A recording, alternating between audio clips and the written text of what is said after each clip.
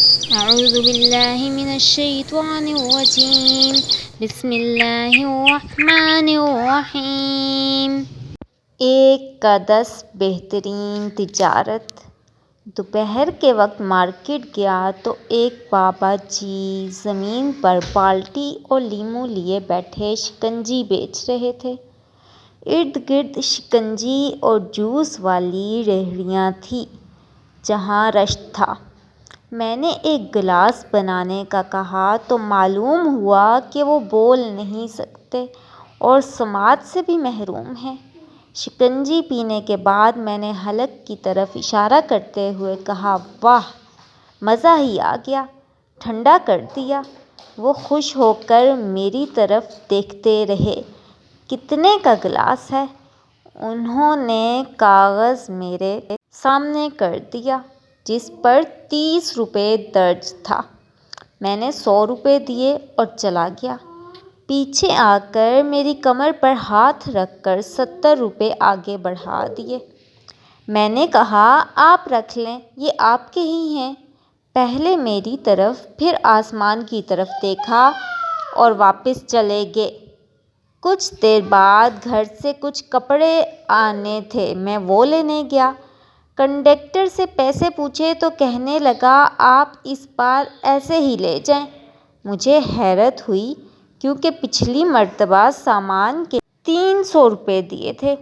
میرے زور دینے پر اس نے کہا، آج مجھے کسی اور کا سامان لانے پر خاصے پیسے ملے ہیں۔ آپ کے سامان کے پیسے لینے کا دل نہیں، میں خوشی سے کہہ رہا ہوں۔ مجھے فوراً سے بابا جی یاد آئے۔ یہ شاید یقین کی بات ہے، یہ کوئی زنجیر ہے شاید۔ میں اکثر ایسا کرتا ہوں کہ میرے وائلیٹ میں کم پیسے رہ جائیں تو کسی مزدور یا دہاڑی دار کو دے دیتا ہوں۔ ایک مرتبہ میرے پاس صرف 1000 روپے تھے اور مجھے شاید 12,000 روپے کی ضرورت تھی۔ میں نے کچھ دیر سوچا اور پھر سامان لا کر امی کو دے دیا کہ چاول تو بنا دیں۔ پھر پیکٹ بنا کر بائک پر نکل گیا۔ راستے میں کوڑا چننے رکشے والے اور ریہڑی والوں کو دے کر گھر آ گیا۔ آپ یقین کریں، ابھی 1 گھنٹہ بھی نہیں گزرا تھا کہ مجھے ایک کال آئی۔ سیشن کی ڈیل طے ہوئی اور ایڈوانس 15,000 روپے میرے اکاؤنٹ میں شفٹ کر دیے گئے۔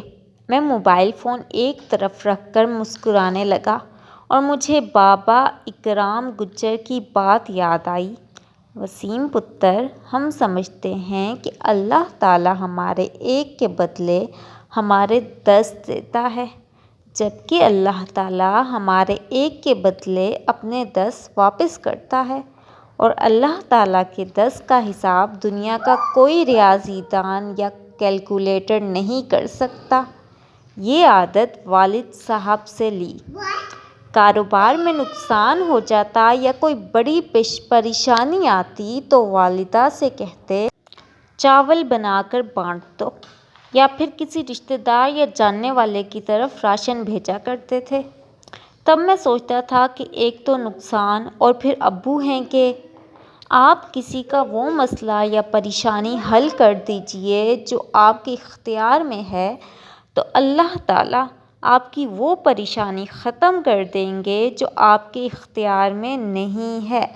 آپ کے بڑے مسئلے حل ہو جائیں گے۔ بانٹنے والے تقسیم کرنے والے بن جائیں تو آپ کے بگڑے کام بھی بن جائیں گے۔ یہ کہانی میں آپ کو کسی کی طرف سے سنا رہی ہوں، اسی لیے یہاں پہ میں نے انہی کا ہی نام مینشن کیا ہے۔ امید کرتی ہوں آپ کو میری 1 کے بدلے 10 والی بات سمجھ آئی ہوگی۔ اگر سمجھ آئی ہو تو ویڈیو کو لائک کیجیے گا۔ فی امان اللہ۔